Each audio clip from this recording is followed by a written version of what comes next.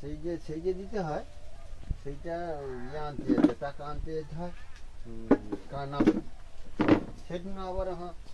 10 টাকা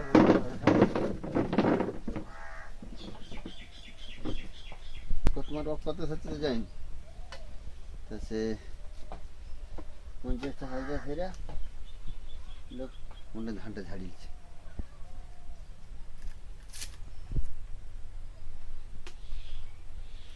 ওই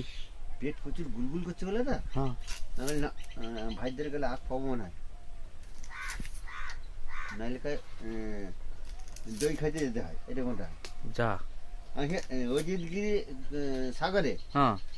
তার কাছে ওষুধ খাই সে ডাব টাব তো খাওয়া যায়নি কেন শরীর ঠান্ডা করতে আগ নাহলে দই শরবত